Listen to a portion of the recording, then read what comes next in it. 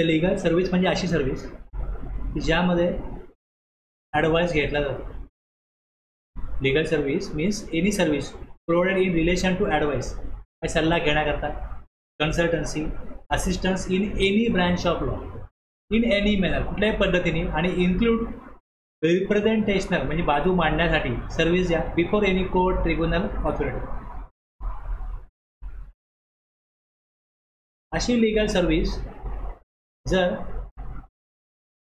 देणारा कोण आहे बघा, services provided by an individual advocate including senior advocate or firm of advocate. Okay, एक प्रायव्हेट लिमिटेड कंपनी आहे जी लीगल ॲडवाइस देते, त्यांना ही एंट्री ॲप्लिकेबल होईल का? इथे काय दिलं आहे की individual advocate, senior advocate, partnership firm ॲडव्होकेटची. ओके, प्रायव्हेट लिमिटेड कंपनी आहे जी लीगल ॲडवाइस प्रोव्हाइड करते. तर फॉरवर्ड चार्ज राहील, रिव्हर्स चार्जमध्ये ते कव्हर होत नाही. एनी बिझनेस एंट्री सर्व्हिस कोण घेतो? Any business entry taxable territory. आता समजा मी लीगल ॲडवाइस पाहिजे, मी ऑनलाईन सर्व्हिस घेतली आणि सर्व्हिस देणारा हा प्रायव्हेट लिमिटेड कंपनी असेल तर ते माझ्याकडनं चार्जेस घेतील, त्याला GST पण घेतील आणि मग ते जमा करतील. पण तेच जर का मी बिझनेस एंट्री असेल आणि मी लीगल सर्व्हिस घेतली कोणाकडनं? इंडिव्हिज्युअलकडनं, इंडिव्हिज्युअल ॲडव्होकेटकडनं, सिनियर ॲडव्होकेटकडनं किंवा मग फर्म ऑफ ॲडव्होकेटकडनं, हे 3 जर असतील तर त्यांना मी लीगल सर्व्हिस घेतल्याचे जे चार्जेस असतील, लीगल सर्व्हिस मीन्स त्याच्याकडून मी ॲडवाइस घेतला, त्यांच्याकडनं मी काही कन्सल्टन्सी घेतली, असिस्टन्स घेतला किंवा माझी बाजू मांडण्याकरता त्यांना कुठल्या कोर्टामध्ये कुठल्या मॅटरमध्ये त्यांना सांगितलं माझी बाजू मांडा तुम्ही, रिप्रेझेंटेशन सर्व्हिस घेतली, याकरता जी काय फीस त्यांना पे करीन त्याच्यावरचा GST पे करण्याची जबाबदारी ॲज अ बिझनेस एंटिटी माझी राहील रिव्हर्स चार्जमध्ये. त्यांनी सर्व्हिस दिली, त्याला मी 10,000 त्यांची फीस दिली, त्याच्यावर तो GST आहे तो माझा मी गव्हर्नमेंटकडे जमा करणार.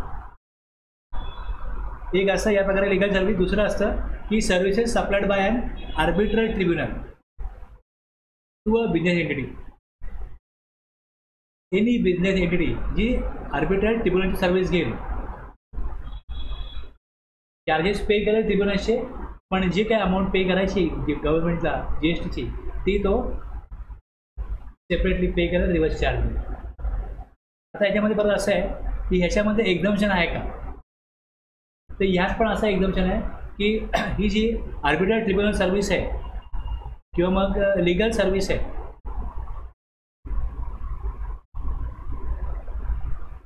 लीगल सर्व्हिस ही घेणारा कोण आहे? बिझनेस एंटिटी आहे, पण असा बिझनेस आहे ज्यांचा ॲग्रिगेट टर्नओव्हर थ्रेशोल्ड लिमिटपेक्षा कमी आहे, 10 लाख 20 लाखपेक्षा कमी आहे, तर त्यांना एक्झम्पशन दिलेलं आहे. आर्बिट्रल ट्रिब्युनल सर्व्हिस असो किंवा मग पार्टनरशिप ऑफ ॲडव्होकेट आहे, इंडिव्हिज्युअल ॲडव्होकेट आहे, यांच्याकडनं सर्व्हिस कोणी घेतली? बिझनेस एंटिटी, पण ती रजिस्टर नाही GSTमध्ये. जर त्यांना RCM लावला तर त्यांना सेक्शन 24 प्रमाणे रजिस्ट्रेशन कंपल्सरी घ्यायला लागेल टॅक्स जमा करण्यासाठी.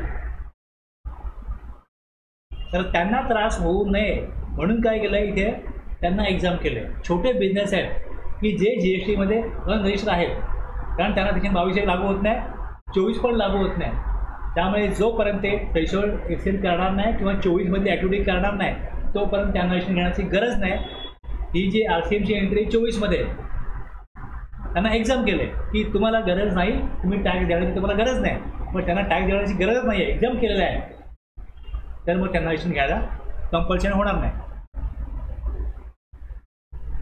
ओके, हे झालं बिझनेस एंटिटी. जर एखादा व्यक्ती असा आहे की जो नोकरी करतो आणि त्याचा काही जमिनीचा मॅटर आहे, फॅमिली मॅटर आहे, म्हणून तो लीगल ॲडवाइस घेतो, तर any person other than a business entity legal service exempt आहे. ओके, लीगल सर्व्हिस घेतली RCMमध्ये घ्या भरा टॅक्स, तर ह्या रजिस्ट्रेशन गरज नाही, कारण exam service. Okay, any person other than business entity arbitral tribunal service घेईल किंवा बिझनेस एंटिटी सर्व्हिस घेईल आणि ज्यांचा ॲग्रिगेट टर्नओव्हर 300 युनिटपेक्षा कमी असेल, गरज नाही ॲक्शन घेण्याची, कारण ती सर्व्हिस करमुक्त आहे. तसंच partnership firm of advocate, individual advocate other than senior advocate, आणि त्यांनी सिनियर ॲडव्होकेट खाली कव्हर केलं. सर्व्हिस कोणाची आहे? सिनियर ॲडव्होकेटची.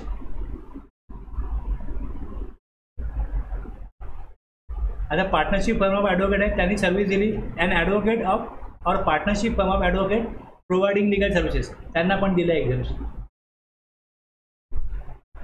आलं लक्षात? पार्टनरशिप फर्म ऑफ ॲडव्होकेट किंवा individual as an advocate other than senior advocate by way of legal service. Legal service supplier कोण आहेत? हे सप्लायर आहेत. आणि रिसिपियंट कोण आहे? ॲडव्होकेट. म्हणजे एका पार्टनरशिप फर्म ऑफ ॲडव्होकेटनी दुसऱ्यांना सर्व्हिस दिली तर ती पण सर्व्हिस काय? एक्झाम. इंडिव्हिज्युअलला पण एक्झाम आहे. बिझनेस एंटिटी ज्यांचा टर्नओव्हर 10 लाख 20 लाखापेक्षा कमी आहे त्यांना पण एक्झाम लिगल सर्व्हिस. ही एंट्री नंबर 45 आहे. नोटिफिकेशन नंबर 12/2017 जी आहे एक्झाम्शन of services.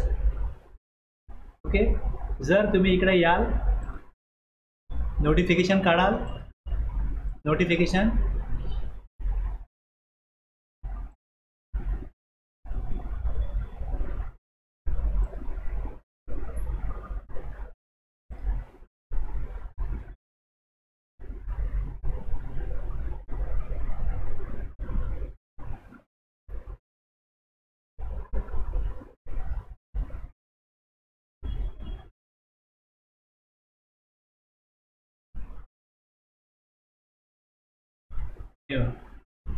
To notify exemption on supply of services.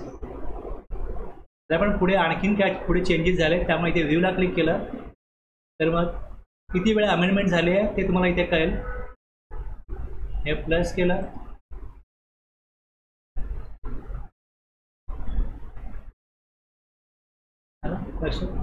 काय काय अशा वेबसाईट्स आहेत त्यामध्ये पेड सर्व्हिस असते की हे नोटिफिकेशन कुठली एंट्री कुठल्या डेटला काय बदल झाले, ह्या डेटपर्यंत काय एंट्री होती, त्यामध्ये अमेंडमेंट काय झाली, मग कुठल्या डेटला काय अमेंडमेंट होऊन आली, अशी त्यांनी एक एक एंट्री दिलेली असते. ह्यात तुमचं तुम्हाला बघायला लागेल, ते काढून बघायला लागेल. आता पहिली एंट्री कधी आली? 28 जूनला. मी रिव्ह्यू करेन. मग ह्यात कुठल्या एंट्रीत काय चेंज झाला, मला प्रत्येक एंट्री बघितल्यानंतर मला कंपॅरिझन करायला लागेल. तसं रेडी कंपॅरिझन करून पेड वेबसाईटला तुम्हाला ती माहिती रेडी मिळते. हे बघा, हे डिसाईड 12/2017. 11/1ची पॉवर आहे. एक्झाम होईल सर्व्हिसेस एक्झाम केलं. कळलं? ते याप्रमाणे ही एंट्री नंबर 45 दिलेली आहे. आता एंट्री नंबर 45 आहे.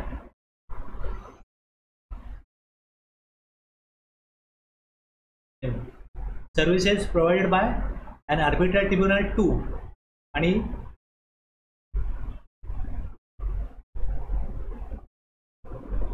a partnership firm of advocate, individual as an advocate other than by way of legal service 2 आहे ना? बरोबर आहे ना? हेच मी तिकडे दिलेलं.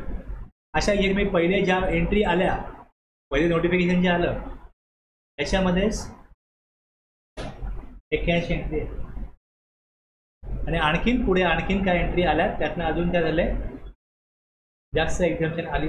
अगोदरची काय काढली गेली हे पण आहे.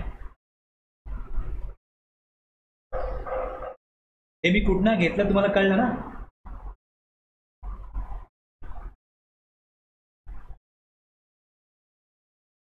स्पॉन्सरशिप सर्व्हिस आहे बघा. ओके, स्पॉन्सर्ड आपण बघतो एखाद्या कार्यक्रमामध्ये स्पॉन्सर असतात कोणतरी, जी सिनेमा आणि recipient of service Ram Bandhu मसाले हे स्पॉन्सर आहे. Services provided by way of sponsorship to any body corporate or partnership firm. लक्षात घ्या काय की सप्लायर ऑफ सर्व्हिस कोण आहे? एनी पर्सन आहे. आणि बॉडी कॉर्पोरेट किंवा partnership firm. Body corporate includes a private company, public company, one person company, small company, foreign company. Body corporate also includes a company incorporate outside India. त्याला काय म्हणतात? Body corporate. Recipient body corporate किंवा partnership firm. जर individual असेल, sponsorship त्याला दिली तर reverse charge नाही येणार. हे लक्षात घ्या. सांगितलं काय, सप्लायर ऑफ सर्व्हिस कोण आहे, जी सिनेमा. जी सिनेमाच्या जागी जर कोण इंडिव्हिज्युअल असेल तर रिव्हर्स चार्ज नाही येणार. लक्षात घ्या.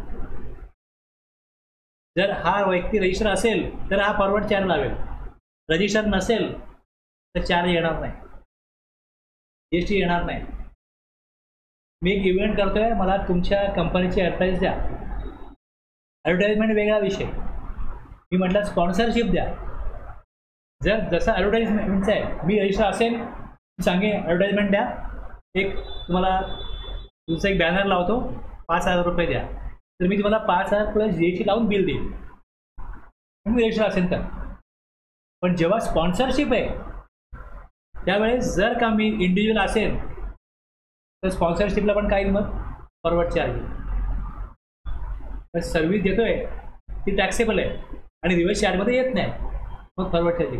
पण जर मी समजा बॉडी कॉर्पोरेट किंवा पार्टनरशिप असेल तर supplier of service any person. घेणारा कोण आहे, मी कोण आहे, तुम्ही कोण आहात, बॉडी कॉर्पोरेट किंवा पार्टनरशिप फर्म. सर्व्हिस जो घेतोय तो कोण आहे, मी इंडिव्हिज्युअल आहे, मी बॉडी कॉर्पोरेट आहे, मी पार्टनरशिप फर्म आहे, याच्यावरती काय संबंध येत नाही. तुम्ही कोण आहात, तुम्ही इंडिव्हिज्युअल असाल तर मी फॉरवर्ड चार्ज लावेल. पण तुम्ही जर इंडिव्हिज्युअल नाही आहात, तुम्ही बॉडी कॉर्पोरेट किंवा पार्टनरशिप फर्म आहात, तर जबाबदारी GST भरण्याची तुमच्यावर राहील.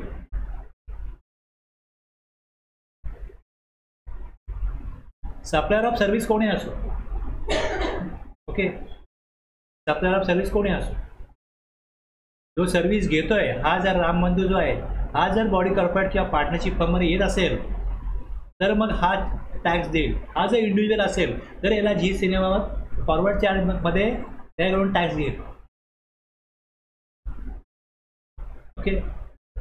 आता इथे काय आहे, रजिस्टर्ड पर्सन दोन्ही असतील, पण जर इथे सांगितलं ह्या एंट्रीमध्ये की कुठल्या परिस्थितीत रिव्हर्स चार्ज लागेल, ती परिस्थिती असेल तर रिव्हर्स चार्ज लागेल, फॉरवर्ड चार्ज येणारच नाही. जर ती परिस्थिती नसेल, सर्व्हिस टॅक्सेबल आहे, तर मग फॉरवर्ड चार्ज येईल. त्यांनी दिलेल्या सिच्युएशनमध्ये जर का आपला व्यवहार आला, आपलं जर का आपली ॲक्टिव्हिटी किंवा ट्रान्झॅक्शन जर आलं तरच रिव्हर्स चार्ज येतो. यात काय दिलं आहे, एनी पर्सन. सप्लायर सर्व्हिस कोणी असो, रिसिपियंट कोण आहे ते बघा. रिसिपियंट जर बॉडी कॉर्पोरेट किंवा पार्टनरशिप नाही आहे तर रिव्हर्स चार्ज येणार नाही. समजलं ना. मला वाटलं असा विषय चालत नाही इकडे. पहिली बोलतो ना, अरे मला वाटलं म्हणून मी असंच बोललो. इथे वाचा काय दिले. हे दोन केस दिल्यात, बॉडी कॉर्पोरेट किंवा पार्टनरशिप. हे जर रिसिपियंट असतील तर reverse charge, otherwise forward charge.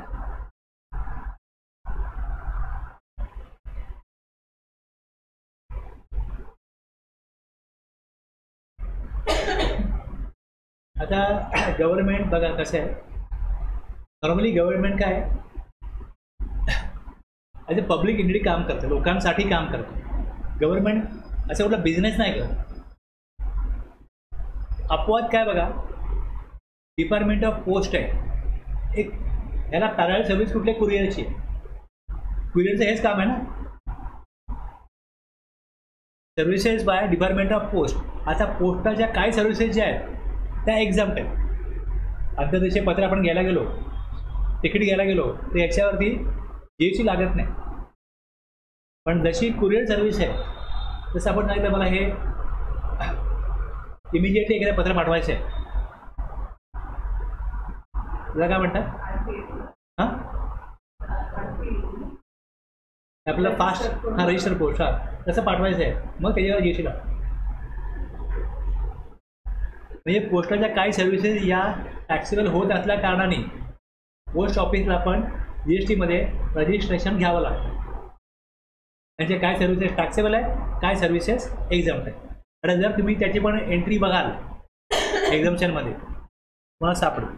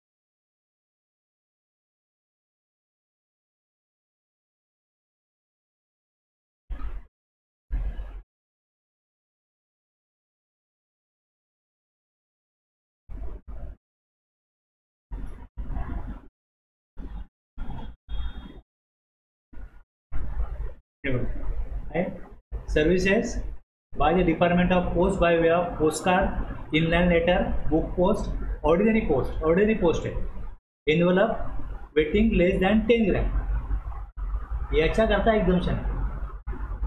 आणि जर envelope weighing more than 10 gram झालं का जो चार्ज पोस्ट लावतं त्याच्यावर मग GST लागू, तो चार्जेबल आहे, तो टॅक्सेबल आहे. याच्यावरती काय एक्झम्पशन आहे.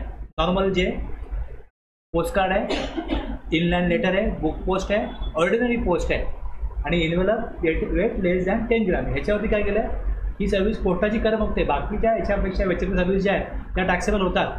त्यामुळे पोस्ट पण काय घेतं रजिस्ट्रेशन घेतं. ओके. त्यानंतर services in relation to aircraft or a vessel inside or outside the जो एरिया असतो प्रिसिंक्ट ऑफ अ पोर्ट विमानतळाचा आणि एअरपोर्ट. आता ज्यावेळेस विमान वाहतूक होते ती पॅसेंजरची पण होते, गुड्सची पण होते. जर विमानाने गुड्स पाठवले गेले तर विमानाच्या परिसरामध्ये काही गोडाऊन वगैरे असतात तिथे गुड्स ठेवले जातात. मग त्याचे काय चार्जेस असतात. तसं जे बोटीने माल जातो तसं कुठलं पोर्ट आहे मग तिथे पण पोर्टच्या इथे पण काय असतं सामान कुठं गुड्स आले ठेवायला लागतात. हा एरिया असतो गोडाऊन असतात तिथे पण तो माल ठेवायला लागतो. तर त्याकरता त्या परिसरामध्ये प्रिसिंक्ट म्हणजे परिसर ऑफ पोर्ट और ॲन एअरपोर्ट सर्व्हिसेस कुठल्या संदर्भातल्या बोटी किंवा विमानं आणि त्यातला परिसरातील सर्व्हिसेस. तसंच ट्रान्सपोर्ट ऑफ गुड्स और पॅसेंजर. आता रेल्वेनी पॅसेंजर किंवा गुड्स जातील जी कोणाच्या मालकीची असते रेल्वे गव्हर्नमेंटची बरोबर आहे. तर इथे काय म्हटलं आहे services supplied by the central government, state government, local authority to a business entity excluding renting of immovable property हे एक्सक्लुडिंग याच्यावरती फॉरवर्ड चार्ज गव्हर्नमेंटकडनं येतो. त्यामुळे त्या सर्व्हिस काय केलं ज्या एक्झाम नाही आहेत ज्या टॅक्सेबल आहेत त्या टॅक्सवर फॉरवर्ड चार्ज मिळत होतील त्याला रिव्हर्स चार्ज येणार नाही. आलं लक्षात. पोस्टाच्या काय सर्व्हिसेस या टॅक्सेबल आहेत काय एक्झाम्स आहेत जे टॅक्सेबल आहे ते पोस्टल GST नंबर आहे ते फॉरवर्ड चार्ज लावतील. त्यामुळे त्या सर्व्हिसेस नाही. जी गव्हर्नमेंटची विमान सेवा आहे, बोट सेवा आहे जी आणि रेल्वे आहे त्यातनं माल आणखीन ते दोघेही जातात तेव्हा ते डिपार्टमेंट काय करतील फॉरवर्ड चार्जमध्ये GST घेतील. रिव्हर्स चार्ज त्याला लागू नाही. बाकी ज्या सर्व्हिसेस ज्या असतील गव्हर्नमेंटच्या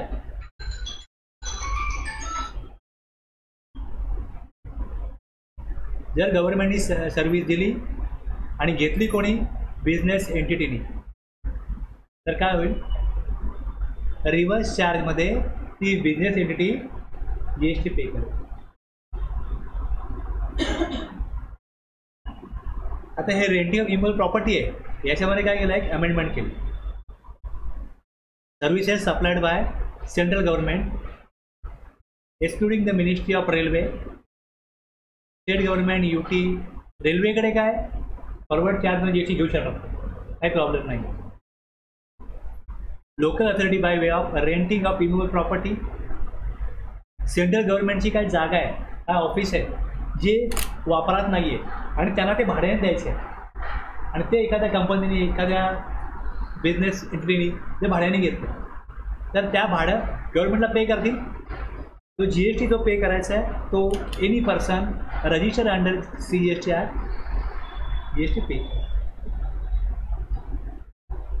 आलं लक्षात. गव्हर्नमेंटचं एखादं डिपार्टमेंट आहे आणि समजा कोर्ट आहे त्या कोर्टाची काय जागा आहे ती पुढे डेव्हलपमेंट त्यांना वापरायची आहे पण आत्ता ती खाली आहे. मग तिकडे एखाद्या कंपनीने सांगितलं की आम्हाला पार्किंगसाठी जागा द्या तिथे आम्ही टेम्पररी गोडाऊन करतो आम्हाला जागा द्या. ती जागा भाड्याने दिली.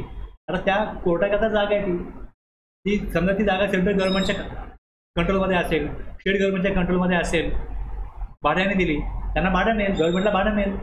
पण GST कोण करणार जो person any person register under GST असेल तो त्याच्यावरचे GST पे करेल. कळलं. आता MTNL बघा इथे पनवेलला MTNL आहे त्यांनी खाली जागा होती त्यांची तिकडे ती जागा बँकेला दिली ATMला दिली त्यांना भाडं मिळतं.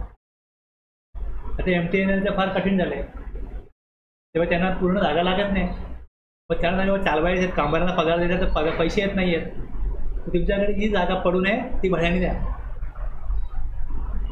जोपर्यंत चालत एमटी नाही.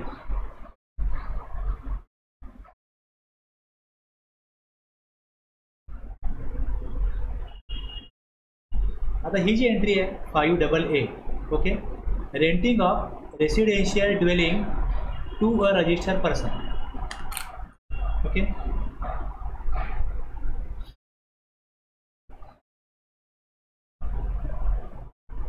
असे अनेक लोक आहेत की ज्यांनी 8, 10, 15 फ्लॅट भाड्याने दिलेले आहेत.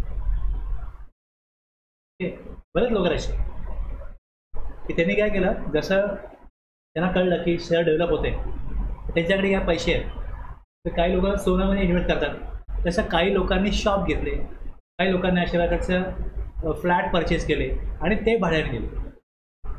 लक्षात घ्या.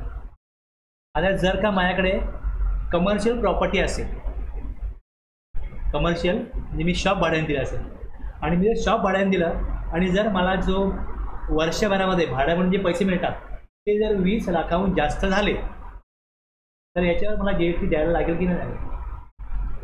सगळ्यात पहिलं लक्षात घ्या की रेंट हे सप्लायमध्ये येतं. जर सप्लायमध्ये येतं, जर ते रेंट एक्झाम केलं नसेल तर टॅक्सेबल होईल.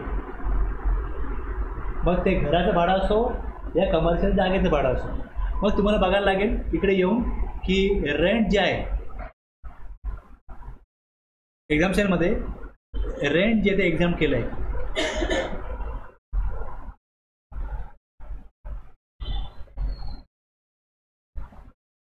बघा एंट्री नंबर 12 काय सांगतं, services by way of renting of residential dwelling for use as residence. म्हणजे एखाद्या व्यक्तीकडे 30-40 फ्लॅट असतील आणि त्याला जर 10,000 भाडं आहे, तर तो 30 फ्लॅटची त्याला 3 लाख दर महिन्याला मिळतात.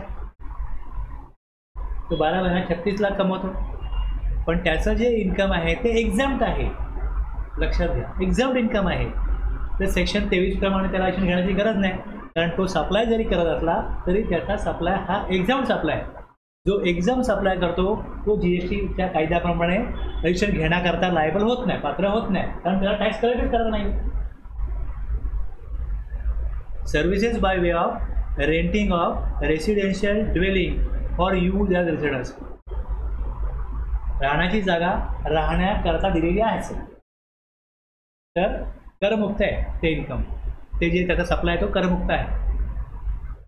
ओके, आता या भाड्यावर इन्कम टॅक्स लागेल का, कसा लागेल, काय लागेल, ते इन्कम टॅक्सच्या तरतुदीप्रमाणे लागू होईल. पण GSTमध्ये काय, हे करमुक्त इन्कम आहे.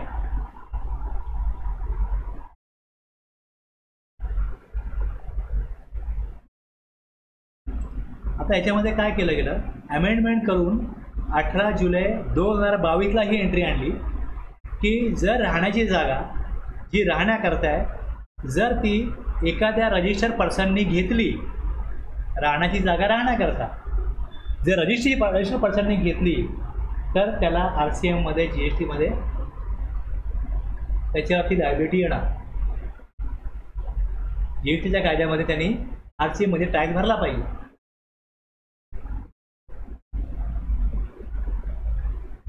आता जशी ही एंट्री आली बघ कसं आहे. आता माझी अशी जागा आहे जी कमर्शियल प्रॉपर्टी आहे, याच्यावरती पहिल्यापासून लँडलॉर्ड इज रजिस्टर. जो मालक आहे तो जर 20 लाखाहून ज्याचं टर्नओव्हर करत असेल तर तो लायबल होईल रजिस्ट्रेशन घेण्याकरता. जर त्याचा टर्नओव्हर कमी असेल, लँडलॉर्ड इज नॉट लायबल, तर मग GST येणार नाही. कळलं. तुम्ही एखादा शॉप घेतला आणि भाड्याने दिला, त्याचं भाडं तुम्हाला 2 लाख मिळतं आहे, तर जसे 20 लाख एक्सिड होतील तुम्ही लायबल व्हाल. पण तुमचं 1 लाख गायचं भाडं आहे, तुमच्या शॉपचं भाडं आहे, तुम्ही वर्षाला 12 लाखच कमवता आणि लिमिट महाराष्ट्राचं 20 लाख आहे, तुम्ही लायबल नसणार. आणि जो भाड्याने घेतो जागा, तुमचं दुकान ज्यांनी भाड्याने घेतलं आहे, तो GSTमध्ये रजिस्टर असो तर नसो, तो परचेस करतो आहे, त्याच्यावर जर RCM नाही आहे तर त्याला GST देण्याची गरज नाही. हे पहिल्यापासून आहे, आत्ता पण तसंच आहे. आता ही जी आत्ता एंट्री बघतोय आपण, ही रेसिडेन्शियल प्रॉपर्टी आहे. बघा, कमर्शियल प्रॉपर्टी आहे, तुम्ही भाड्याने दिली, मी भाड्याने घेतली, तरी मला जी एस टी द्यायचा नाही आहे. म्हणजे माझं दुकान भाड्याचं आहे, माझं घर भाड्याचं आहे. लक्षात घ्या. आणि या एंट्रीमुळे काय झालं, रजिस्टर्ड प्रॉपर्टी, रेसिडेन्शियल प्रॉपर्टी जी मी भाड्याने घेतलेली आहे, लँडलॉर्डचा काही विषय नाही इकडे, कारण ते एक्झाम्पल्स आहे. पण या एंट्रीमुळे काय झालं, if tenant is register in G S T. आता ह्याच्यामध्ये प्रॉब्लेम असा झाला की टेनंट लायबल कधी होईल. ॲक्च्युली याचा अर्थ असा होता की जेव्हा मी एंट्री ही वाचतो तेव्हा ह्यात पण त्यांनी अमेंडमेंट दिली की for the purpose of exemption under this entry. बघा मी काय म्हणतो लक्षात घ्या. For the purpose of exemption under this entry shall cover services by way of renting of residential dwelling to a registered person where the registered person is proprietor of a proprietorship concern and rents the registered dwelling in his personal capacity or use his own residence, and such renting is on his own account and not that of the proprietorship concern. जर मी जागा भाड्याने घेतली तर मला हे एक्झम्पशन तरी पण लागू राहील, RCM लागू होणार नाही. मग ही एंट्री कशा करता आणली, या एंट्रीचा इफेक्ट काय, या एंट्रीतना गव्हर्नमेंटला टॅक्स कशा प्रकारे पाहिजे की राहण्याची जागा राहण्याकरता घेतली. ओके. आता जे रजिस्टर्ड पर्सन आहेत, ओके, मी रजिस्टर्ड पर्सन आहे पण मी इंडिव्हिज्युअल आहे, प्रोप्रायटर आहे आणि मी माझ्या फॅमिलीकरता जागा घेतली असेल तर मला एक्झाम्प्ट आहे. पण माझ्याकडे 4 नोकर कामाला आहेत, त्यांना राहण्याकरता मी जागा वापरतो आणि तो खर्च की नोकरांना ठेवायला जागा दिलेली आहे त्याचा खर्च म्हणून मी माझ्या बुक्सच्या वापरामध्ये बुक करतो की हा बिझनेसचा खर्च आहे. जसं माझ्या जागेचा मी खर्च बुक करतो तसं त्या जागेत जे लोक काम करतात त्यांना ठेवण्याकरता मी एक फ्लॅट भाड्याने घेतलेला आहे. महिन्या भाडं 10,000 20,000 जे का असेल तो माझ्या बिझनेसचा खर्च आहे. तो खर्च जर रेकॉर्ड केला तर राहण्याची जागा आहे जी राहण्याकरता घेतली आहे, पण कशाकरता घेतली आहे, बिझनेसच्या कामगारांना तिथे ठेवण्याकरता. तर मग या भाड्यावर GST भरायला लागेल त्या रजिस्टर बिझनेस. आता ह्याच्यामधनं गव्हर्नमेंटने काय मिळवलं बघा, काय फॅक्टरीज आहेत, या सगळ्या वस्तू बनवतात, मे बी त्या एक्झाम्प्ट असतील, टॅक्सेबल असतील, काही एक्झाम काही टॅक्सेबल असतील. आता आपल्याकडे महाराष्ट्रामध्ये गुजरातमध्ये अशा बऱ्याच फॅक्टरीज आहेत जिकडे वेगवेगळ्या राज्यांमधनं लोक इथे राहिले आहेत. त्या कंपन्या त्यांना म्हणतात तुम्ही इकडे या, आमच्याकडे नोकरी करा, आम्ही तुमची राहण्याची व्यवस्था करतो, भाडं आम्ही करतो, तुमचा पगार 2 लाख 3 लाख घ्या, पण तुम्ही इथे काम करा. तुमच्या मुलांना शाळेत तुम्ही टाका, त्याची फी आम्ही देऊ. अशा मोठ्या मोठ्या पोशी लोक असतात, त्यांना वेगवेगळ्या कंपन्या अशा प्रकारे फॅसिलिटीज प्रोव्हाइड करतात आणि त्यांना घर भाड्याने दिलं. किती भाडे घराचं, 20,000 25,000 30,000 ती कंपनी पे करते. जर त्यांनी ते भाडं पे केलं रिव्हर्स चार्जमध्ये त्यांना GST भरायला लागेल.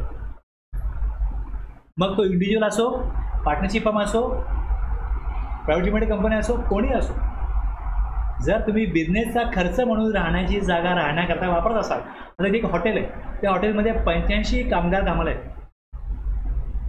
त्यांना ठेवणार कुठे, सगळे परराज्यामधून आलेले आहेत, त्यांना खाऊन पिऊन पगार मिळतो, त्यांना 1 टाईम नाश्ता 2 टाईम जेवण चहा प्लस त्यांची राहायची व्यवस्था केलेली त्या हॉटेल मालकांनी. त्याकडे कोविडमध्ये पण असे लोक टेंट ठेवलेले होते की होम डिलिव्हरी करायचे, ते पाठवायचे. लक्षात घ्या. आता ते हॉटेल त्यांनी बांधलं, कामगारांना राहायला एक बिल्डिंग बांधायला पाहिजे ना. आयदर तो बांधेल किंवा भाड्याने घेईल. जर त्यांनी भाड्याने घेतली तर मग एका रूममध्ये 5 लोक राहतील, 85 माणसं आहेत, किती फ्लॅट लागतील, किती भाडं लागेल, लक्षात घ्या. 14-15 फ्लॅट घेईल तो, 1.5 लाख भाडं भरेल त्याचं, त्या 1.5 लाखावरती GST गव्हर्नमेंटला पाहिजे. आता हॉटेल जर असेल तर गव्हर्नमेंटला फायदा काय बघा, हॉटेलला 5% GST कलेक्ट करायचं आहे आणि कुठलाही इनपुट टॅक्स क्रेडिट मिळत नाही. आणि बरेचशी हॉटेल अशी आहेत, शेकडो हॉटेल अशी आहेत की जे वेगवेगळ्या राज्यांमधून जे कामगार येतात त्यांना ते खाऊन पिऊन पगार देतात. तुम्ही रस्त्यावरती जे हातगाड्या आहेत ना, अशा वडापावच्या किंवा जे पावभाजी असेल किंवा आणखीन पाणीपुरी वगैरे वेगवेगळ्या जे गाड्या असतील त्यांच्याकडे पण जे 2-4 कामगार कामाला आहेत ना त्यांना पण ते 4-5 गाड्या आहेत. माझा एक कामगार तुझ्या रूममध्ये पाठवतो. हे 4-5 कामगारांचा खर्च ते गाडीवाले करतात. बहुतेक ठिकाणी असं आहे की कामगारांना खाऊन राहून पगार द्यायचा असतो. छोटं हॉटेल जरी असेल 4 कामगार आहेत त्यांची राहण्याची व्यवस्था मालकच करतो. व हॉटेल जर असेल तर हॉटेलमध्ये इनपुट टॅक्स क्रेडिट मिळत नाही. आणि जर महाराष्ट्रामध्ये जर 10,000 हॉटेल असतील लक्षात घ्या तर 10,000 हॉटेलचे जे कामगार असतील त्यांचा जो काय खर्च भाड्याचा ते हॉटेल मालक करत असतील त्याच्यावरती लाखो रुपयाला GST स्टेटला मिळेल ह्या एका एंट्रीमुळे. तर त्यांना GST भरायचा आहे आणि त्यांना कुठल्याही प्रकारचा ITC घ्यायचा नाही. GTमध्ये कसं आहे मी फॅक्टरी चालवतो मी GTकडे सर्व्हिस घेते रिवर्स चॅनल भरला तर मी ITC नाही घेणार आहे. पण गव्हर्नमेंटला काही मिळत नाहीत ना फक्त पैसे कमाईचे होत राहतील. भरला तर पैसे वाढतील परत ITC घेतलं तर पैसे कमी होतील. पण इथे इन्कम वाढतं गव्हर्नमेंटचं रेव्हेन्यू वाढतो इकडे या एंट्रीमुळे. लक्षात घ्या एखादी कंपनी आहे जे टॅक्सेबल सप्लाय करत असतील तर त्यांना GST भरून ते ITC घेतील. पण हॉटेल मालक तर ITC त्यांना रिस्ट्रिक्ट केलं आहे की ITC मिळणार नाही तुम्हाला इनपुट टॅक्स क्रेडिट नाही मिळणार. 5% GST कलेक्ट करून भरा पण इनपुट टॅक्स क्रेडिट मिळणार नाही. त्यांच्याकरता इथे फार मोठा रेव्हेन्यू जनरेट झाला गव्हर्नमेंटचा या एंट्रीमुळे.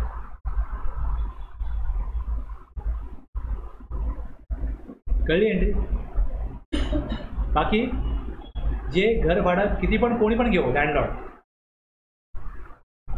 ते एक्झाम्प्ट आहे. पण जर तो खर्च बिझनेसचा खर्च म्हणून दाखवला तर मग तो टॅक्सेबल होईल.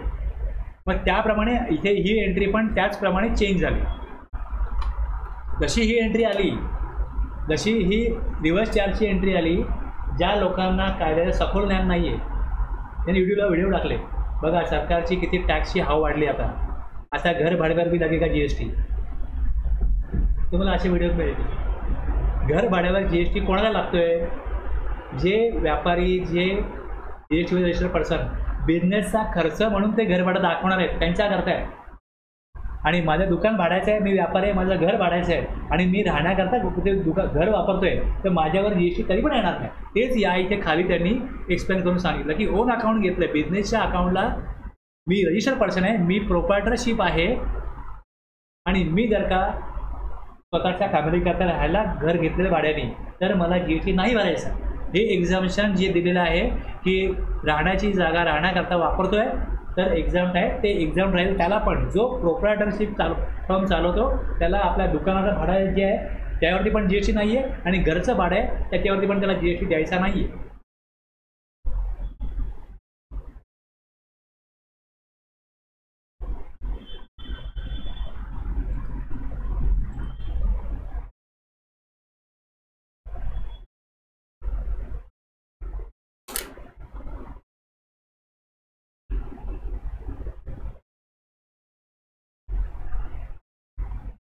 आता बघा बरंचसं कसं झालं आहे आता की पहिले असं जे शहर होतं हे छोटं होतं आता आसपास गावं होती.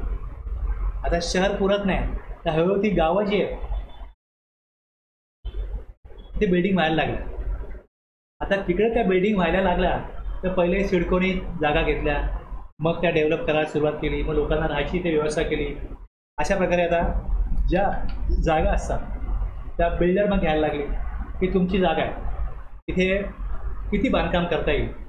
समजा इकडे 100 फ्लॅट होतील तर तुम्हाला 50 फ्लॅट देतो 50 फ्लॅट मी घेतो तुमची जमीन मला 100 फ्लॅट बांधायला जा. याला म्हणतात transfer of development right.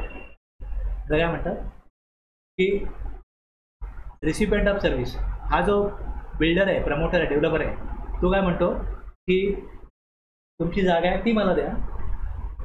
Any person ज्याकडे जागा आहे त्याच्याकडनं तो बिल्डर ती बांधकाम करायला ती जागेचे हक्क मागतो की ह्या जागेवरती मला डेव्हलपमेंट करायचा हक्क दे. आता जर ह्याने हक्क दिले तर ह्याला काय मिळेल कन्सिडरेशन तर ह्याला मिळेल 50% फ्लॅट किंवा 25% फ्लॅट द्या आणि काही अमाऊंट द्या काय करोडमध्ये अशा प्रकारचं कन्सिडरेशन हा मागेल याच्याकडे. लक्षात. आता बिल्डरकडे कसं आहे, तो बांधकाम करू शकतो, जसं बुकिंग होईल त्याला पैसे मिळतात, त्याच पैशाने तो बिल्डिंग बांधू शकतो. त्याच्याकडे काय अमाऊंट असेल, पण जमीन खरेदी करण्याएवढी अमाऊंट नाही आहे, बांधण्या एवढी संपूर्ण अमाऊंट नाही आहे. त्यामुळे ही मार्केटची गरज आहे की तुमची जमीन द्या, मी बांधकाम करेन, जसं माझ्याकडे बुकिंग होईल त्यातून मी बांधकाम करेन, बिल्डिंग पूर्ण होईल, 50% फ्लॅट तुमचे, 50% माझे.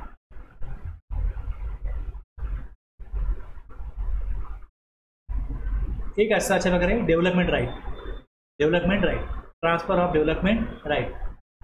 दुसरं असं असतं की floor space index including additional FS. आता काय झालं,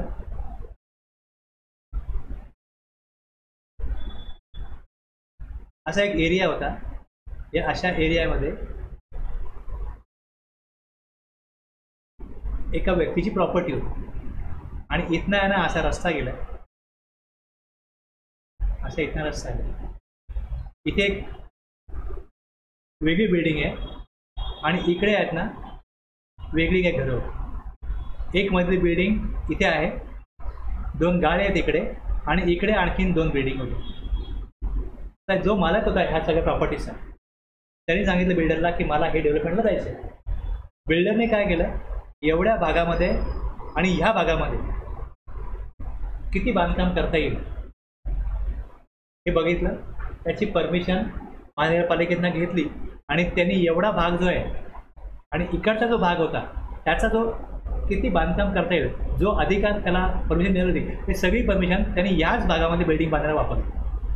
आणि इकडची जी घरं होती ती त्यांनी जशी होती तशी ठेवली आणि सगळा जेवढा अधिकार होता घर बांधण्याचा तो इथे वापरला.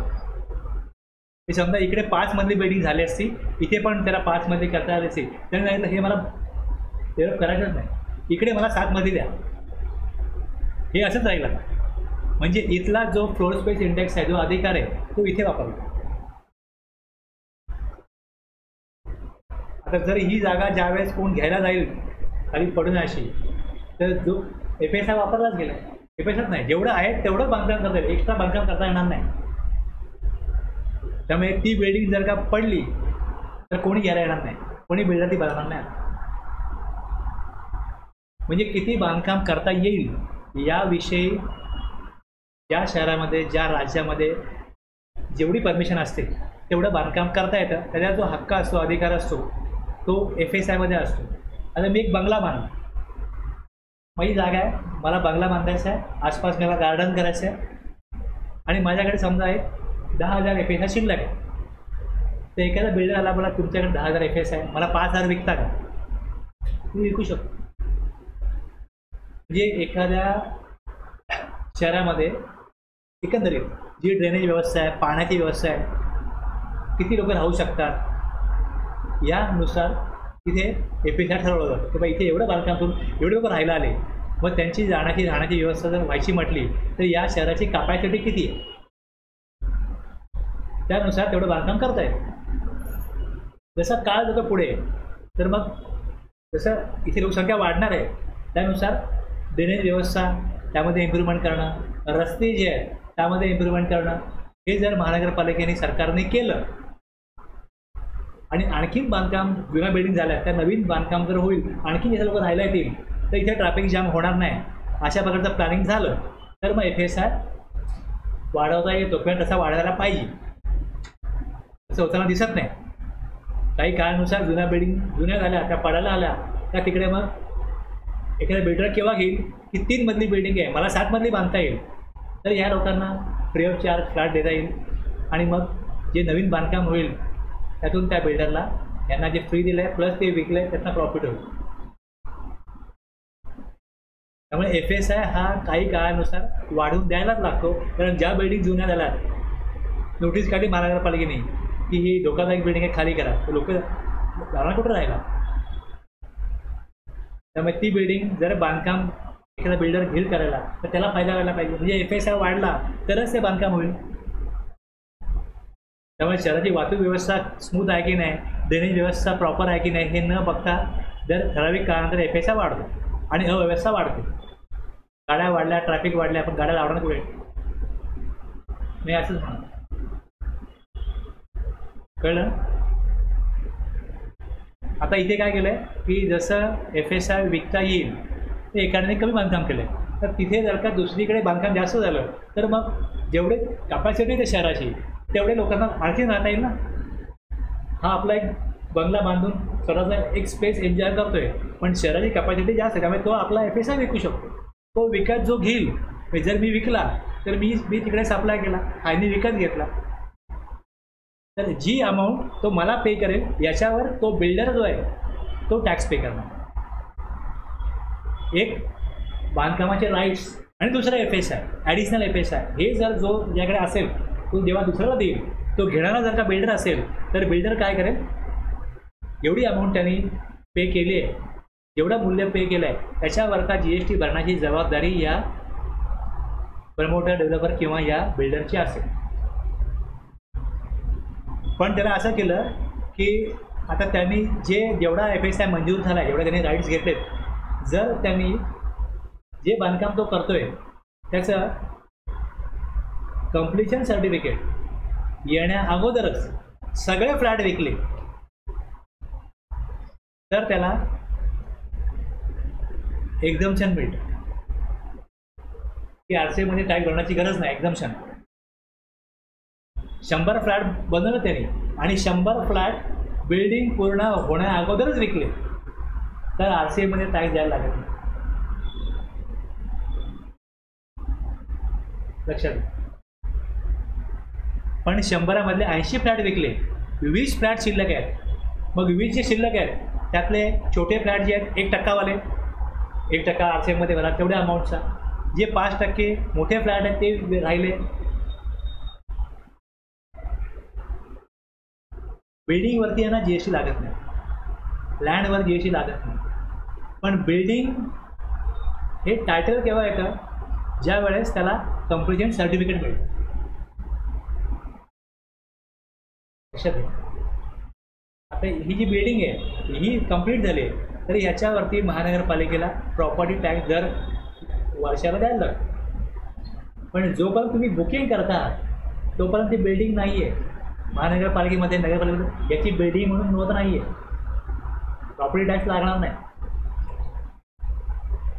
तुम्ही बुकिंग करता त्यावेळेस तुम्ही कन्स्ट्रक्शन सर्व्हिस घेता आणि कन्स्ट्रक्शन सर्व्हिस घेता तर ती टॅक्सेबल आहे.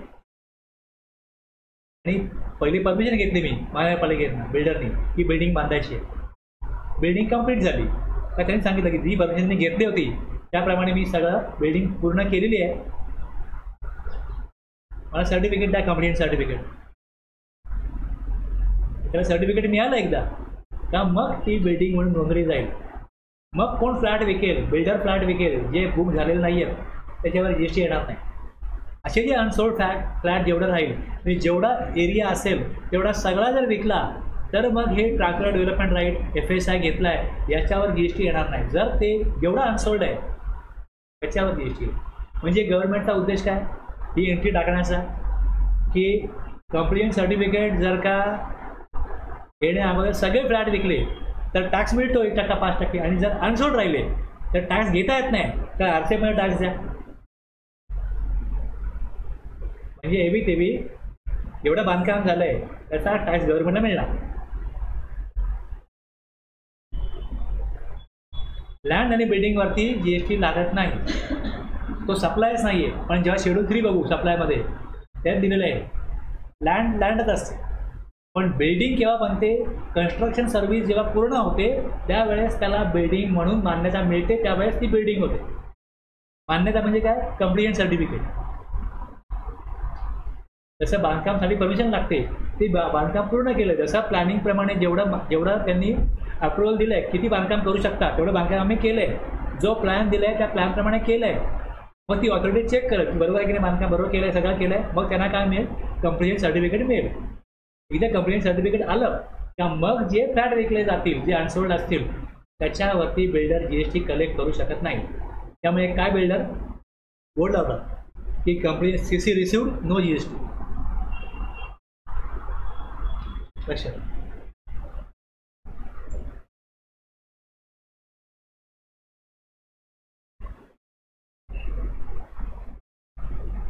Long term lease of land. आता बघा सिडकोनी जे फ्लॅट दिले त्याचा 99 वर्षाचा करार. ही जमीन आमचीच राहील, आम्ही तुम्हाला फ्लॅट जागा देऊ, घर देऊ, त्याप्रमाणे सगळे लोक वापरू शकतात. ते ट्रान्सफरी विकता पण येईल, पण जी त्याची जमीन आहे त्याच्या खालची ती सिडकोची. एखादा व्यक्ती ज्यावेळेस ॲग्रीमेंट करतो तेव्हा असं ॲग्रीमेंट करतो की long term lease of land, जमीन जी आहे 30 वर्ष किंवा त्याहून जास्त, by any person against consideration in form of upfront amount. एक अमाऊंट घेऊ ज्याला प्रीमियम, सलामी, कॉस्ट प्राईस, डेव्हलपमेंट चार्जेस काही नाव असेल, आणि प्लस त्यांना एक पिरियडिक रेंट असेल for construction of project by promoter. Promoter त्यांनी जमीन विकली नाही, जमीन त्या गेली 30 वर्ष किंवा त्याहून जास्त वर्षाकरता वापरण्याकरता दिली.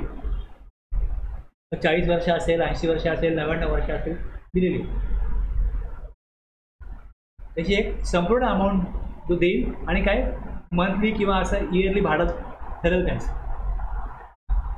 आता जर का मंथली रेंट आहे किंवा असं इयरली रेंट आहे त्याच्यावर जी एस टी येईलच. पण जर का आता ही अमाऊंट आहे की जे पहिलं पेमेंट आहे, सलामी पेमेंट किंवा पहिलं जे इनिशियली पेमेंट जे केलं जातं, एनी पर्सन जो लँड देतोय 30 वर्ष किंवा त्याहून जास्त काळाचे करता, तर प्रमोटरला ह्याच्यावरती काय करायला लागेल, रिव्हर्स चार्जमध्ये टॅक्स द्यायला लागेल.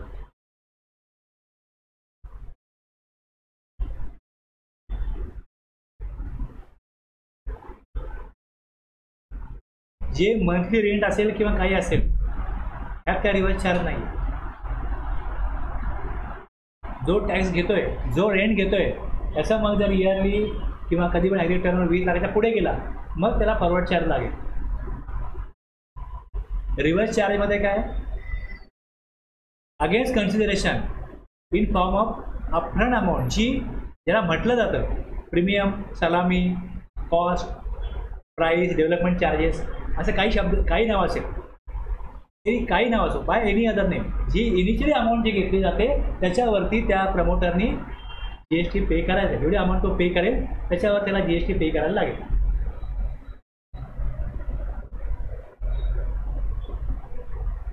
आता याच्यामध्ये जे कसं ही एंट्री आली 41A आणि 41B मध्ये त्याला एक्झम्पशन पण आलं.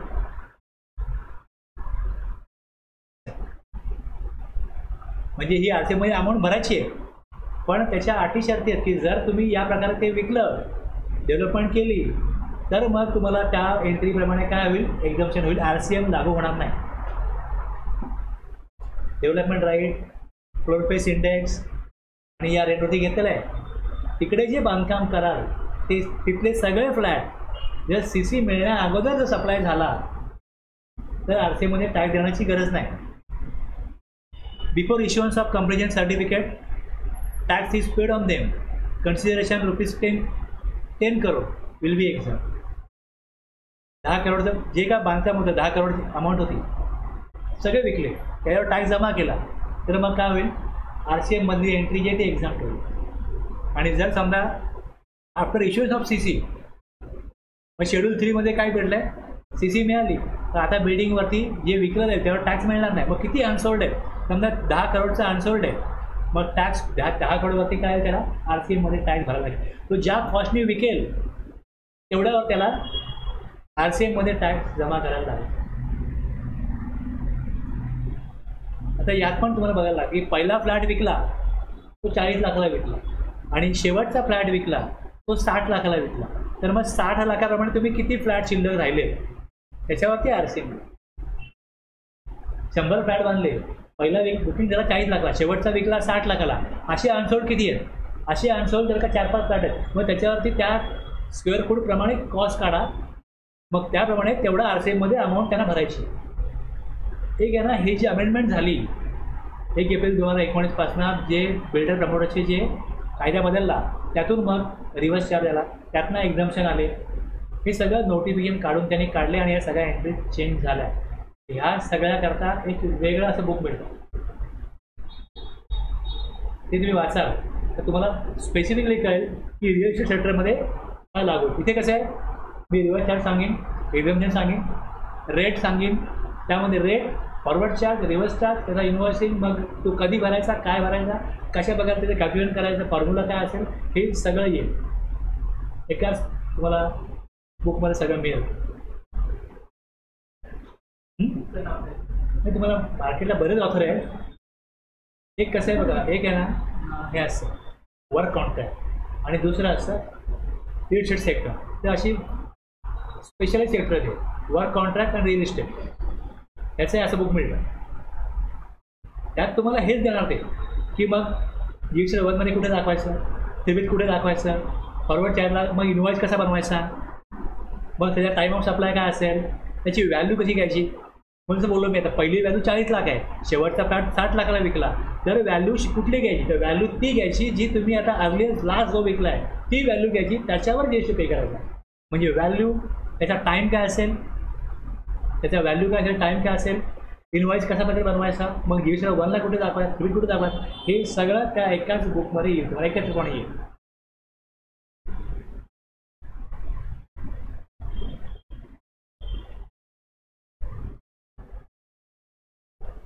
कंपनी असते, कंपनीमध्ये डायरेक्टर असतो. आता जो कंपनीचा डायरेक्टर आहे, डायरेक्टर ऑफ कंपनी, कंपनी त्या ठिकाणी सर्व्हिस रिसिव्ह करते. Company or body corporate located in taxable territory. Services supplied by director of company किंवा बॉडी कॉर्पोरेट टू. सर्व्हिस घेणारा कोण आहे, कंपनी.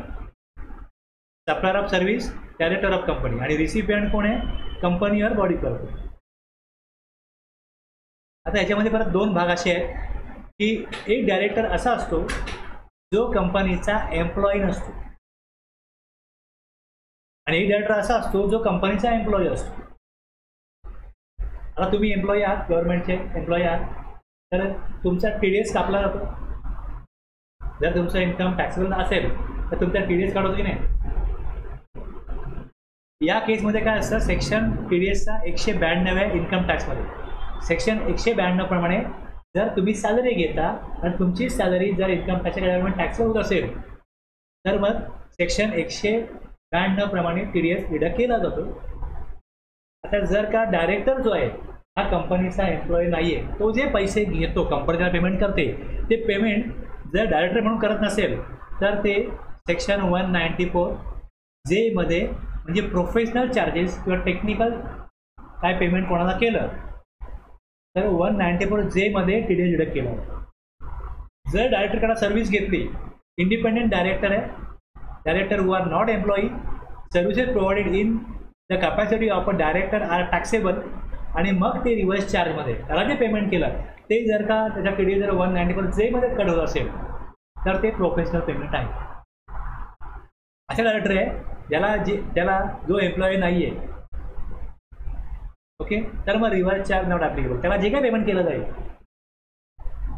त्याचा TDS 194(2) मध्ये कट होतोय, तर मग त्याला रिव्हर्स चार्जमध्ये एंट्री लागणार नाही. पण डायरेक्टर जर का एम्प्लॉई नाही आहे, त्याला पेमेंट केलं, त्याच्या कुठल्या सर्व्हिस घेतल्या, तर मग कंपनीला रिव्हर्स चार्जमध्ये त्याच्यावरचा जो टॅक्स येतो तो द्यायला लागेल, सर्व्हिस घेतली म्हणून. आता आणखीन एक असं होतं की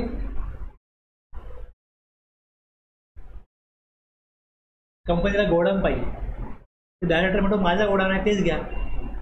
जर ते गोडाऊन घेतला जातो, तर गोडाऊन ही सर्व्हिस वेगळी आहे. Immovable property, rentable immovable property to the company किंवा बॉडी कॉर्पोरेट, याच्यावरती RCM लागणार नाही. याच्यावरती RCM लागणार नाही. हे सर्क्युलर नंबर दिला आहे, यात त्यांनी क्लॅरिफाय केलं. लक्षात, गोडाऊन आहे, शॉप आहे, कुठलीही जागा अशी इम्युएबल प्रॉपर्टी असेल ती जर का डायरेक्टरनी कंपनीला दिली तर याच्यावरती जर डायरेक्टरचं जे आता सर्व्हिस देतोय ते इन्कम जर का 20 लाखाहून जास्त होईल तर तो लायबल होईल. सेक्शन 22(1) मध्ये तो फॉरवर्ड चार्जमध्ये टॅक्स कलेक्ट करेल. आणि जर तो लायबल नसेल तर मग GST लागणार नाही, रिव्हर्स चार्ज लागणार नाही, फॉरवर्ड चार्ज पण लागणार नाही.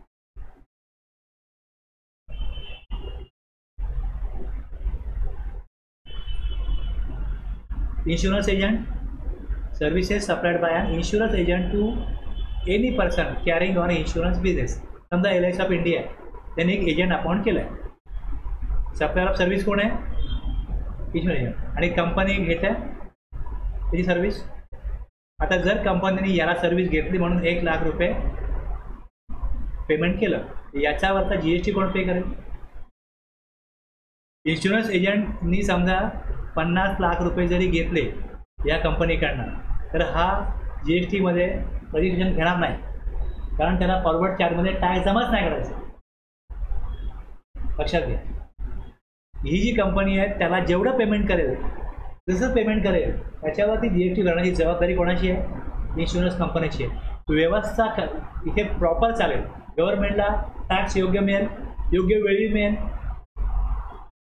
एखाद्या नवीन एजंट समजा अपॉइंट झाला, त्यांनी पहिल्या वर्षामध्ये 5 लाखाचा बिझनेस केला, तरी 20 लाखाचं लिमिट त्याला लागूच नाही. पण कंपनीला कसं आहे, तुम्ही पेमेंट केलं, आम्हाला GST द्या.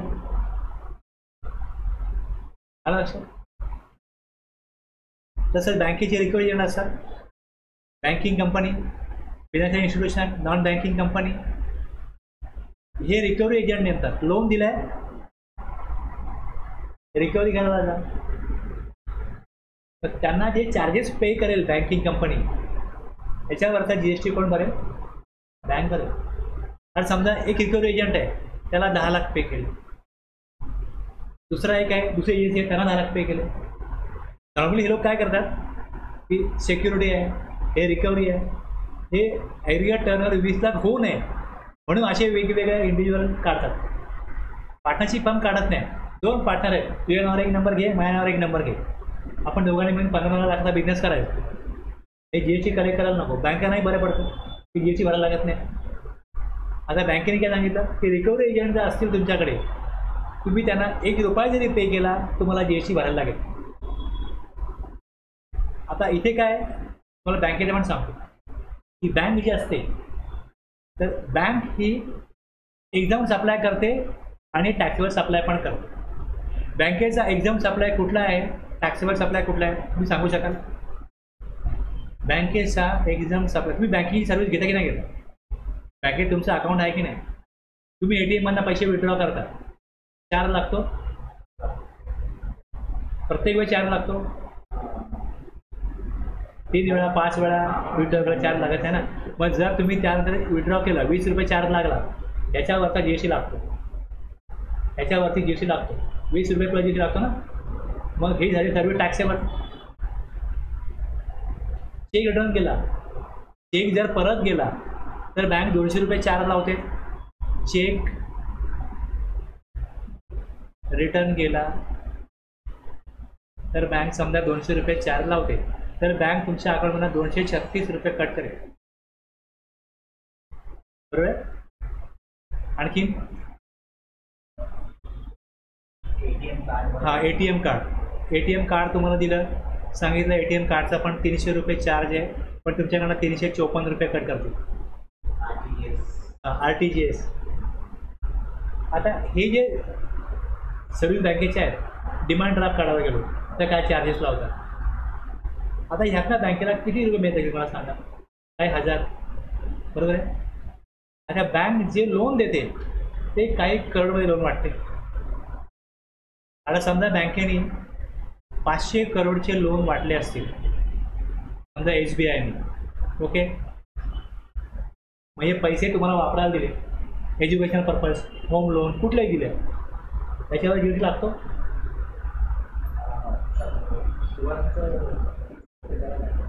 नाही, तुम्ही जे काय लोन घेतलं, तसं तुम्ही 40 लाख लोन घेतले, तुम्ही 40 लाखावरती इंटरेस्ट जो पे करता, हे बँकेचा इंटरेस्ट इन्कम आहे. मग या इंटरेस्टवरती बँक GST घेते का? तुम्ही लोन जेव्हा सँक्शन करायला गेला, डॉक्युमेंट चार्जेस किंवा इतर काय आहे त्याच्यावर GST लागला असेल. पण आता जे तुम्ही 40 लाखावर समजा इंटरेस्ट भरता 20 लाख, 10 लाख, आणि तुम्ही 40 लाखाच्या बँकेला 50 लाख रिटर्न करता, 10 लाख इंटरेस्टचे आहेत ना, ते बँकेचं इन्कम आहे ना. मग या 10 लाखावर GST लागतो का?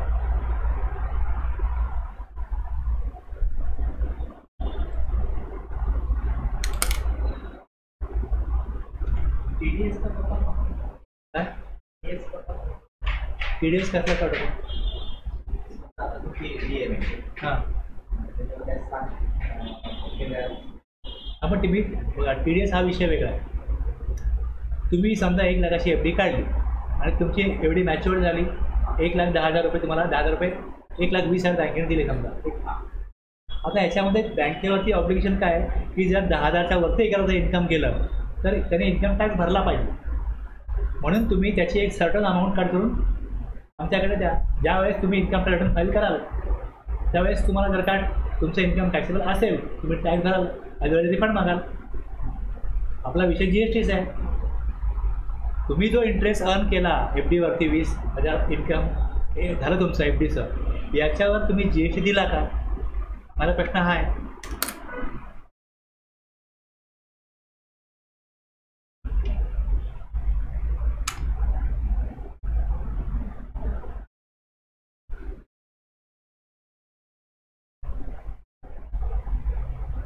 ही एक एंट्री बघा, आता मी वाचतो एंट्री, लक्षात घ्या. Services by way of extending deposit loan advances. Okay, in so far as the consideration is represented by way of interest discount other than interest involved in credit card service.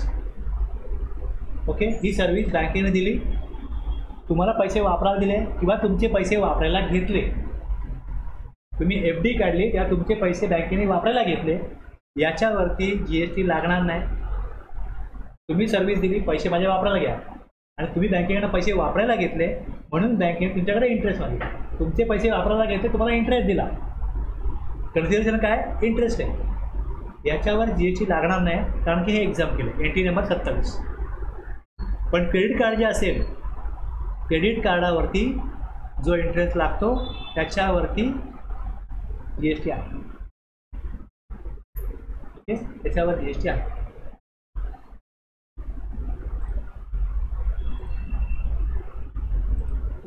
आता परत मी इथे येतो.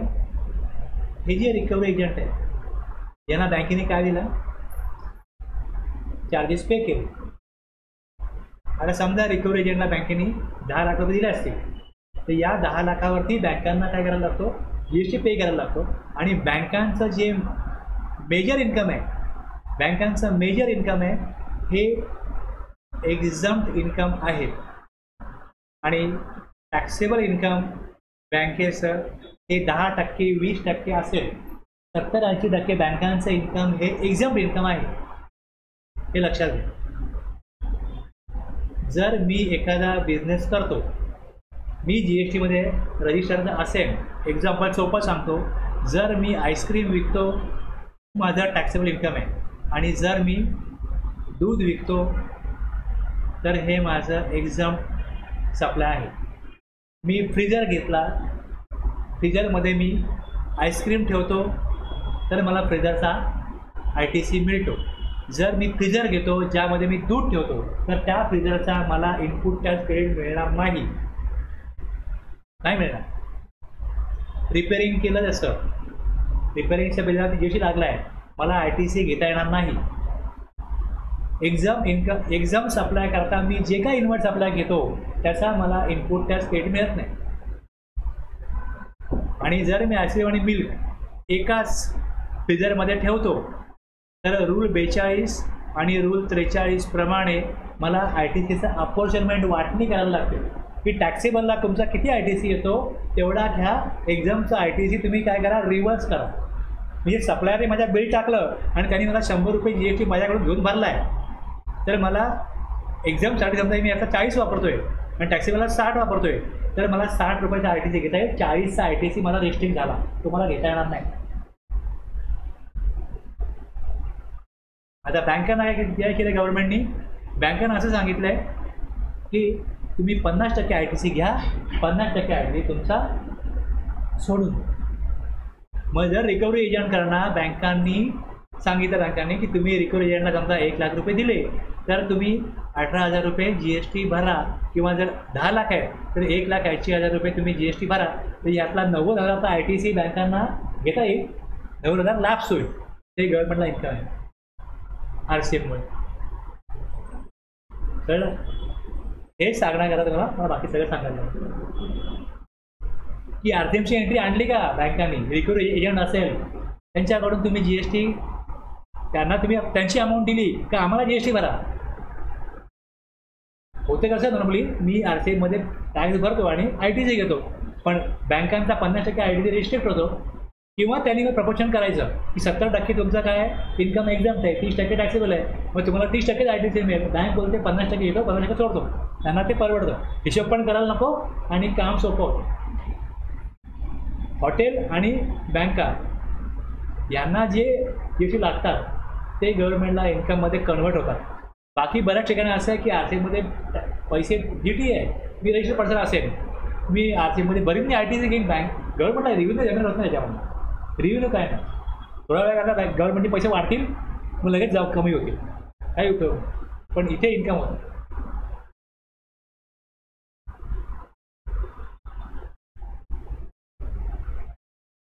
इन्शुरन्सचं पण असं आहे की सगळ्या पॉलिसी त्यांच्या टॅक्सेबल नाही आहेत. काय पॉलिसी टॅक्सेबल आहे, काय पॉलिसी ह्या एक्झाम्प्ट आहे, त्यामुळे तिथे पण त्यांचा ITC काय होतो रिस्ट्रिक्ट होतो.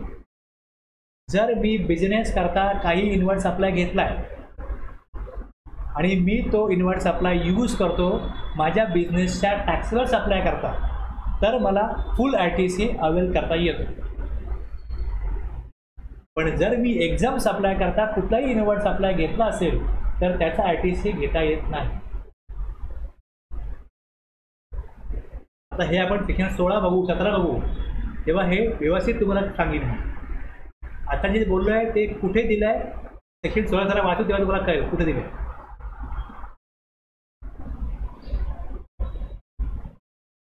Supply of services by music composer, photographer, artist. आता हे कसं आहे, म्युझिक कंपनी फिल्म इंडस्ट्री आहे, बरोबर आहे ना. फिल्म इंडस्ट्री आहे जे असे वगैरे मूवीज बनवतात, सिरियल बनवतात, त्यांच्याकडे काय music composer, photographer, artist are the like. यांना पेमेंट केलं, यांनी जे music composer, photographer, music company, producer हे हायर करतात. कोणाला, म्युझिक कंपोजरला, फोटोग्राफरला, आर्टिस्टला. कळलं. जर एक ॲक्टर आहे त्याला 5 करोड पेमेंट केलं कोणी, प्रोड्युसरने, GST कोण भरेल, तो प्रोड्युसर. आलं लक्षात.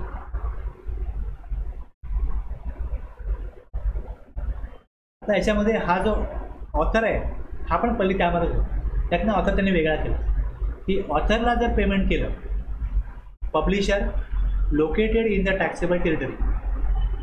जो पब्लिशर आहे, तुमचे बुक मी पब्लिश करतो आणि तुम्हाला मी जर का बुक लिहायचे 5 लाख रुपये दिले तर GST मला भरायचं पब्लिशर. आणि पब्लिशर जे बुक पब्लिश करतो आणि जे विकतो त्याच्यावर GST लागत नाही. आता ह्या अँटीला बऱ्याच पब्लिशरनी विरोध केला होता की त्या अगोदरच लोक पुस्तकं वाचत नाहीत आणि तुम्ही आता पुस्तकं आम्ही जर का लेखकाला लिहून घेतो आणि त्यांना आम्ही जे मानधन देतो तुम्ही GST आम्हाला भरायला सांगता, म्हणजे आमची कॉस्ट वाढते ना. लेखकाचे 5 लाख प्लस GSTचे आणखी 90,000, म्हणजे आम्हाला 5,90,000ला त्याची कॉस्ट पडली. पण ते तसंच आहे, असंच. आता यात त्यांनी काय केलं, जो ऑथर असेल, हेही इंडिकेशन बघा, ऑथर असेल, ऑथर फॉरवर्ड चार्जमध्ये टॅक्स जमा करू शकतो. काही ऑथर आहेत जे असे कंटिन्युअसली लिहितात, तर त्यांना रजिस्ट्रेशन ते घेऊ शकतात आणि फॉरवर्ड चार्जमध्ये टॅक्स कलेक्ट करू शकतात. जर ऑथर फॉरवर्ड चार्जमध्ये टॅक्स घेत असेल तर पब्लिशरला रिव्हर्स चार्ज लागणार नाही. इथे ऑप्शन दिला.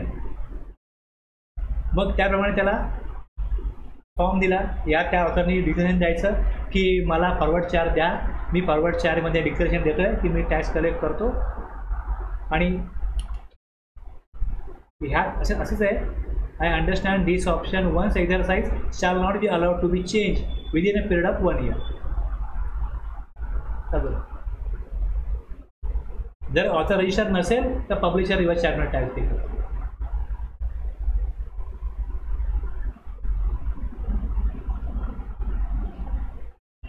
आता बरेच बघा बँक घोटाळे झाले लोनचे, म्हणजे निकष काय जे असतात लोन देण्याचे ते निकष न पाळता लोन दिलं गेलं बऱ्याच मोठ्या मोठ्या बिझनेसमॅनला आणि मग ते देश सोडून पळून गेले.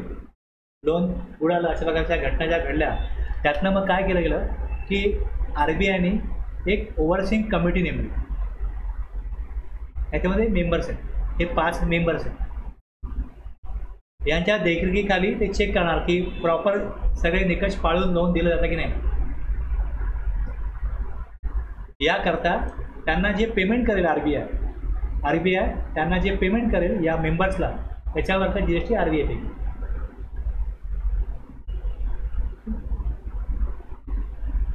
जशी ही एंट्री आली ना, तर मी मग सर्च केलं की काय आहे, ओव्हरसीइंग कमिटी काय आहे, कशाकरता बनवली, मग त्याचा चेअरमन कोण आहेत, मेंबर्स कोण आहेत, कधी बनवली गेली, का याचा उद्देश आहे. म्हणजे एक्स्ट्रा माहिती घ्यायला लागते अशी आपल्याला. तर तुम्हाला कळेल.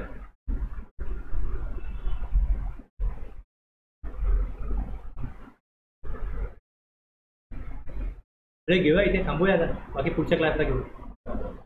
बरंच झालं ना आज.